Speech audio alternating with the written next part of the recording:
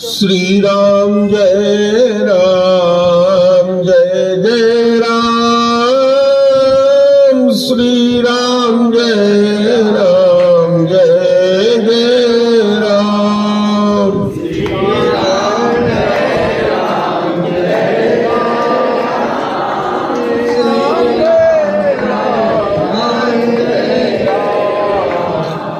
जय रघुनंदन जय सिया राम, सीताराम जय सीताराम। जय रघुनंदन जय सिया राम, सीताराम जय सीताराम। जप ले राम का नाम, अंत समय में आएगा काम। जप ले राम का नाम, अंत समय में आएगा काम। जग की दौलत है बेकार, अंत समय में न आएगी काम। जग की दौलत है बेकार, अंत समय में न आएगी काम। सीता राधा एक ही नाम,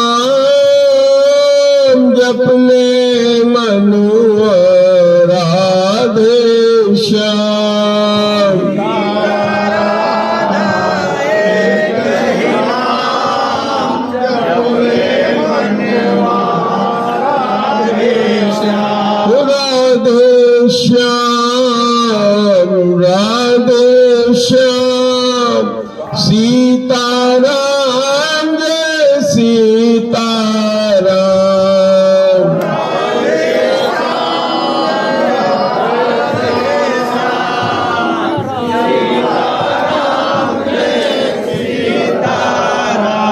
एक बार प्रेम से बोलिए गुरुदेव भगवान की जय। आज गुरु पूर्णिमा है। वर्ष 2022 तदनुसार आषाढ़ मास की पूर्णमासी। आप सब लोग पिछले वर्ष 2019 से यह देखते रहे हैं कि कोई भी कार्यक्रम, चाहे किसी के यहाँ शादी विवाह का हो, चाहे आश्रम के कार्यक्रम हो, पूजा पाठ, सब एक वायरस के रोग चलने के कारण सब रुक गया था, क्योंकि वो समूह में फैल रहा था। तो हम लोग बड़े सौभाग्यशाली हैं कि इस साल किसी तरह का प्रतिबंध कोविड के कारण नहीं लगा हुआ है। हमारे देश में 80% से ज्यादा लोगों ने वैक्सीन लगवा लिया है। आप सब लोग भी लगवा लिए होंगे। तो सबसे पहले तो आप ये बताइए कितने लोगों ने वैक्सीन लगा लिया है, हाथ उठा लीजिए। यहाँ 100% लोगों ने लगा लिया है। बहुत सुंदर बात है। ये वैक्सीन का ही प्रभाव है जो हम सब लोग स्वस्थ हैं। अब मैं आपसे चर्चा करूंगा कि गुरु क्या होता है, गुरु पूर्णिमा क्या होती है। हम लोग मनुष्य हैं। मनुष्य और पशु में अंतर यह है कि मनुष्य शरीर ऐसा है जिसमें भगवान ने एक विशेष चीज हमको दिया है, बुद्धि। इस बुद्धि के कारण ही हमने धरती पर पाए जाने वाले जितने अन्य जीव हैं उनसे श्रेष्ठता हासिल कर लिया है। तो हमें श्रेष्ठता की तरफ ले जाने वाला जो ले जाता है उसको गुरु कहते हैं। गुरु माने होता है अंधेरा, वो माने होता है प्रकाश। जो हमें अंधेरा से प्रकाश की तरफ ले जाए वो होता है गुरु। और गुरु पूर्णिमा आज क्यों मनाई जाती है? प्राचीन समय से हमारे देश की परंपरा रही कि आज ही के दिन से, आषाढ़ पूर्णिमा के दिन से सभी लोग अपने बच्चों को पढ़ने के लिए गुरुकुल में भेजते थे। आज के दिन सारे लोग, राजा सहित सारी जनता गुरु के आश्रम में जाती थी, अपने बच्चे को वहीं छोड़ करके आते थे और लोग अपने 24 वर्ष के जीवन तक ब्रह्मचर्य का पालन करते हुए वेदाध्ययन या विद्या का अध्ययन करते थे। हमारे यहाँ विद्या कहते हैं उसको जो हमको पूर्ण रूप से मुक्ति प्रदान कर दे। यद्यपि आज के समय में इसकी परिभाषा बदल गई है। आज के समय में पढ़ा लिखा उसको कहते हैं जो अपनी जीविका कमा सके, अपने घर भाई सब लोगों का जीविका करा सके। लेकिन हमारी जो शास्त्रीय व्यवस्था है उसमें विद्या का मतलब होता है सा विद्या या विमुक्तये। हमारे यहाँ यह परंपरा है कि हमारा जो ये जीवन है इसमें 4 पुरुषार्थ होता है, धर्म, अर्थ, काम और मोक्ष। हम विद्या अध्ययन करके जीवन में, गृहस्थ जीवन में प्रवेश करते हैं और धर्म के साथ हम धन का अर्जन करते हैं। तो धर्म और अर्थ इस तरह से हमारा पूर्ण होता है। और इसी गृहस्थ जीवन में आकर के हम काम में प्रवेश करते हैं। हमारे बाल गोपाल परिवार होता है, संसार की जितनी कामनाएं हमारी होती है घर गृहस्थी की, वो हम पूर्ण करते हैं। और 50 वर्ष की अवस्था हो जाने के बाद आदमी के लिए ये कहा जाता था कि हम वानप्रस्थ की तरफ चले जाएं, अर्थात हमको अब धीरे धीरे जो घर और गृहस्थी है इससे अपने मन को समेट करके, चूंकि अब हम बड़े हो गए हैं, घर परिवार के बूढ़े हो गए हैं, तो हमें भगवत प्राप्ति की तरफ पूर्ण रूप से चले जाना चाहिए। तो 50 से 75 वर्ष की उम्र तक वानप्रस्थ मनाया जाता था और 75 वर्ष से बाद सभी को संन्यास आश्रम, सन्यासी होना पड़ता था, चाहे वो राजा हो चाहे प्रजा हो। सब समस्त जात के लोग इस कार्य में प्रयुक्त होते थे, ये कार्य करते थे। तो यह बताने वाला जो होता था वो गुरु होता था। यह परंपरा तब से ही शुरू हुई है और इस विद्या के कारण ही, बुद्धि के कारण ही हम अन्य जीवों से अलग हैं। हमको भगवान ने मनुष्य का शरीर दिया है, बड़े भाग्य से हमने ये मनुष्य का शरीर पाया है। मनुष्य का शरीर केवल धर्म, अर्थ, काम और मोक्ष के लिए ही नहीं है, मोक्ष पर्यंत भी बहुत सी चीजें हैं जिन्हें हमें प्राप्त करना चाहिए।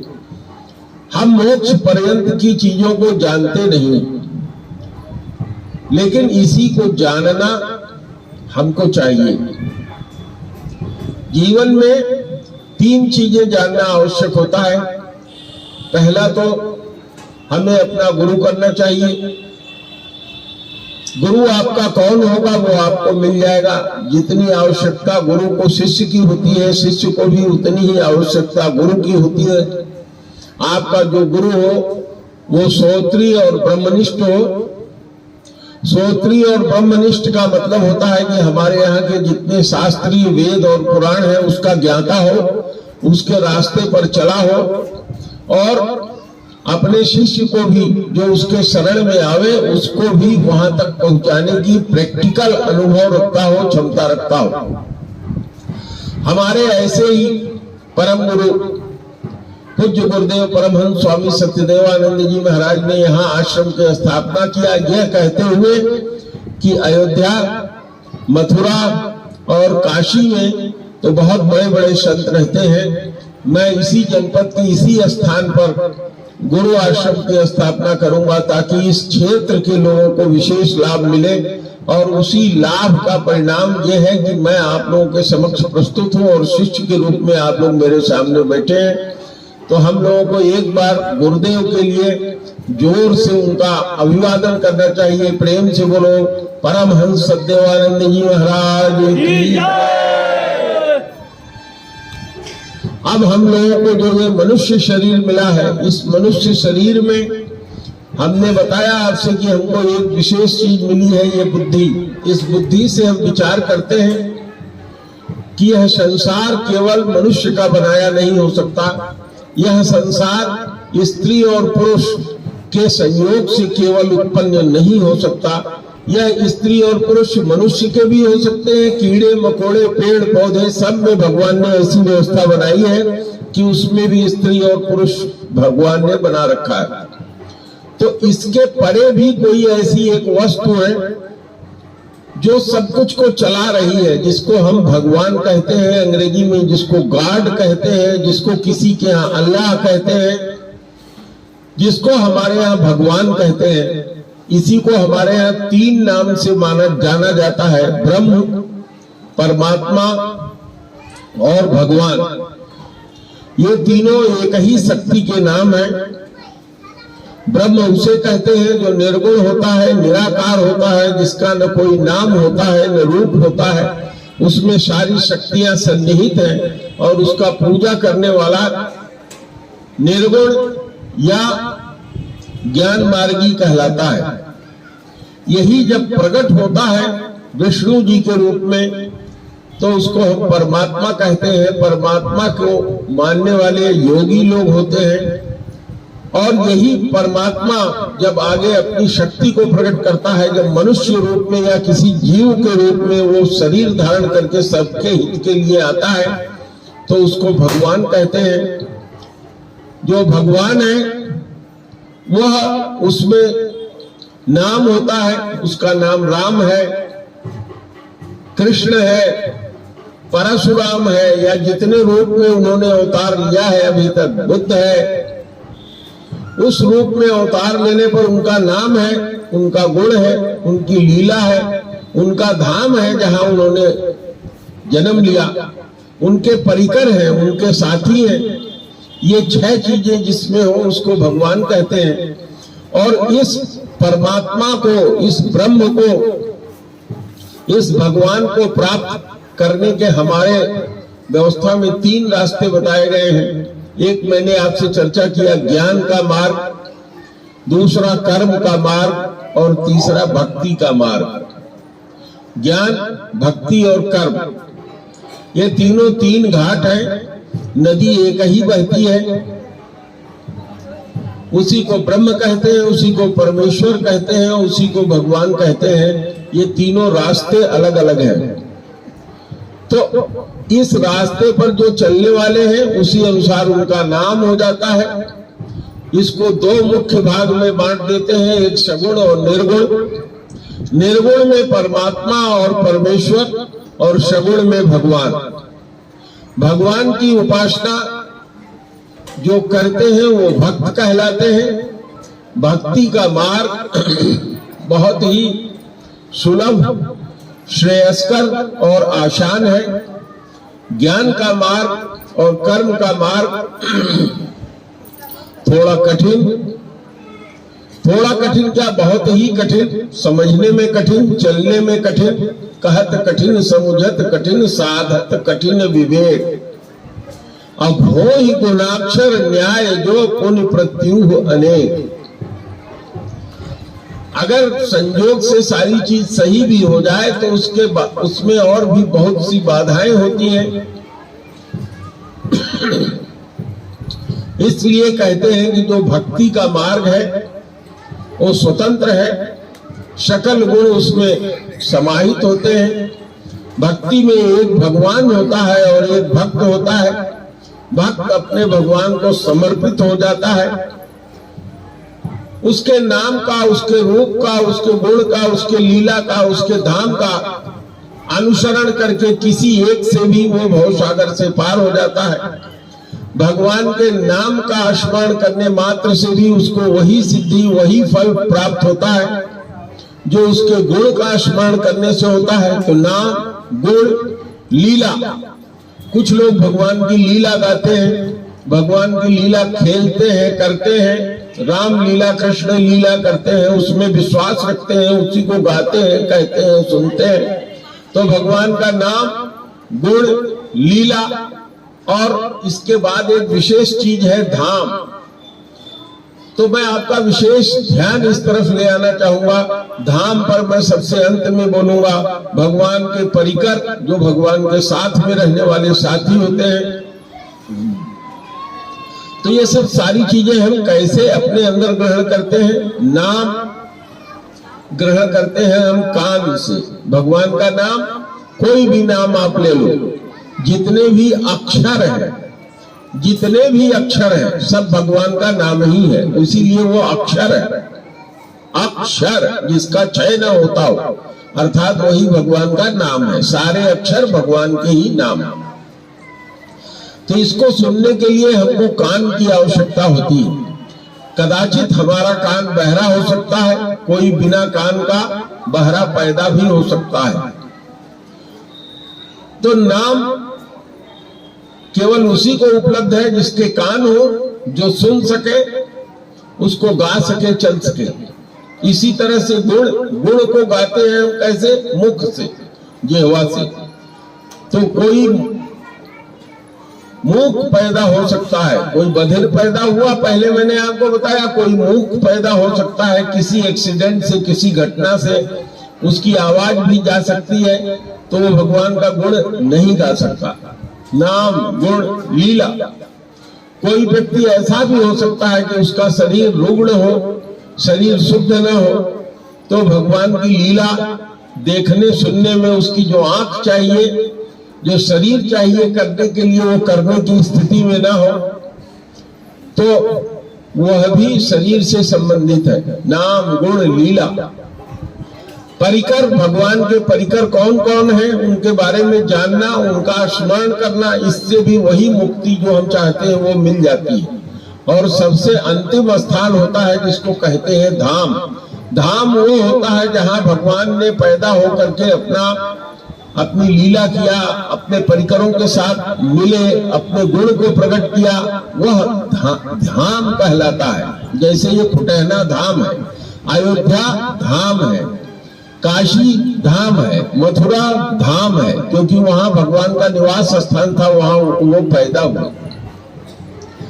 तो कहते हैं कि जिसको ये 5 चीजें भी उपलब्ध ना हो, अब कुछ न जानता हो, कोई ज्ञान न हो, कोई किसी मार्ग का ज्ञान न हो, न ज्ञान का मार्ग का ज्ञान हो, न कर्म के मार्ग का उसको ज्ञान हो, और न ही भक्ति के मार्ग का ज्ञान हो, लेकिन अगर भगवान के धाम में वो चला जाए, तो भगवान के धाम में जाना सबके लिए संभव है। वहां न बुद्धि की आवश्यकता है, न किसी तरह की विवेक की आवश्यकता है। जैसे ये गुरु जी का धाम है, गुरु धाम, गुरुद्वारा। तो यहाँ आने और यहाँ रहने और यहाँ व्यवहार करने मात्र से, जो तीनों मार्ग से आप नहीं प्राप्त कर सकते, वो इस धाम में रहने मात्र से भी किसी को भी प्राप्त हो जाता है। इसीलिए कहा जाता है कि हमको भगवान के धाम, गुरु के धाम में जाना चाहिए। इसका कोई भी काट नहीं है। बाकी तो लोग ये कह देते हैं ज्ञान मार्ग में कि भगवान के नाम हम अपने घर से जप लेंगे, जहां है वहीं से कर लेंगे, लेकिन यह उस व्यक्ति के लिए सुलभ है जो जिसकी किसी भी तरह की योग्यता न हो। तो आप उसी गुरु के धाम में बैठे हैं, जहां किसी तरह के कर्म करने की आवश्यकता नहीं है, किसी तरह के ज्ञान करने की आवश्यकता नहीं है, किसी तरह की, यहाँ आने मात्र से भगवान के धाम में, गुरु के धाम में आने मात्र से, आप जितने देर से यहाँ आए हैं, आपको लग रहा होगा कि हमारा मन जो कुछ व्यथित था घर से, उसमें परिवर्तन हो गया है। और इस ऊर्जा के स्थान पर धाम में जब तक आप रहेंगे, मन आपका शुद्ध होता जाएगा। बहुत ज्यादा मैं क्या कहूं, मेरे सारे प्रवचन, गुरुदेव के जो प्रवचन मुझे दिए गए हैं, वो YouTube पर स्वामी कपिल देवानंद जी का चैनल है, उसमें आप इसको देख सकते हैं। काफी समय हो रहा है, तो फिर भगवान का नाम लेकर के हम लोग समाप्त करेंगे। जिस किसी व्यक्ति को विशेष किसी तरह के ध्यान की, ज्ञान की या कर्म मार्ग के बारे में जानना हो, आवश्यकता हो, वो मुझसे अलग से मिल करके उस साधना के मार्ग के पथ पर चल सकता है, जान सकता है। तो अब आप लोग, मैं आगे आगे कहूंगा, आप लोग पीछे पीछे इसको दोहराइए और उसके बाद आज का हम लोग ये कार्यक्रम खत्म करेंगे। इसकी व्यवस्था ये होगी कि सबसे पहले माताओं को अवसर दिया जाएगा। यहाँ दो चीजें रखी होंगी, जो दो कार्टून होगा। इस एक में जो आप प्रसाद लाए हैं, आप अपना प्रसाद एक कार्टून में डाल देंगे। दूसरे कार्टून में आप जो कुछ अपने गुरु को गुरु दक्षिणा देना चाहते हैं वो आप ले आएंगे। आप उस कार्टून में अपनी गुरु दक्षिणा डाल दीजिए और प्रणाम करके जब आप आगे बढ़ेंगे तो आपके लिए आश्रम से प्रसाद की व्यवस्था की गई है। वह प्रसाद आपको यहाँ से मिलेगा। बस आप लोगों से निवेदन ये है कि जब एक बार आप लड्डू का प्रसाद प्राप्त कर लें तो अपने बच्चों को, अपने साथ आए हुए लोगों को देखें कि बार बार वहां जाकर के लाइन न लगाएं और व्यवस्था न करें। आज यहाँ टीका लगाने की भी व्यवस्था थी, लेकिन हमें लगता है कि इनके माथे पे टीका नहीं है, या तो हमारे कार्यकर्ता चूक गए या उन्होंने टीका पहुंच लिया, भगवान जाने क्या स्थिति है। तो मेरा आप लोगों से यही निवेदन है कि सबसे पहले माताएं मेरे सामने आएंगी, वो प्रसाद पाएंगी। मैं बिल्कुल ऐसे निश्चल बैठा रहूंगा, मूर्तिवत। भगवान को मूर्ति में क्यों देखते हैं? क्योंकि मूर्ति न बोलती है, न कुछ कहती है, न कुछ खाती है, न कुछ लेती है, न कुछ हाथ से देती है। वैसे ही मूर्ति की तरह से मैं बैठा रहूंगा। आप लोगों को मुझे छूने की भी आवश्यकता नहीं है, पैर पकड़ने की भी आवश्यकता नहीं है, क्योंकि मेरा भी शरीर उसी तरह से है जैसे आप लोगों का है। तो अगर एक ही स्थान को 100 लोग या 1000 लोग एक बार वहां सर पटकेंगे या हाथ से छुएंगे तो वहां बहुत पीड़ा होगी, भयंकर दर्द होगा। इसलिए आप लोगों से अनुरोध है कि धरती माता पर ही वही प्रणाम करें। अपनी दक्षिणा जो आप लाए हैं वो दे दें। जिस किसी व्यक्ति को ये है कि मैं प्रसाद लाया हूं, मुझे अपने घर ले जाना चाहिए, तो आप उसमें से जो आश्रम को देना चाहते हैं, एक लड्डू, एक पेड़ा, एक आम, उसमें डाल दीजिए। बाकी आपने बड़े परिश्रम के धन से उसको खरीदा है, उसको अपने साथ लिए जाइए। आश्रम में आपके लिए भोजन प्रसाद भंडारे की व्यवस्था है, उसको आप ग्रहण करें। मान सम्मान अपना और आश्रम का बनाए रखें। इन्हीं शब्दों के साथ मेरा आशीर्वचन है। आप सब लोग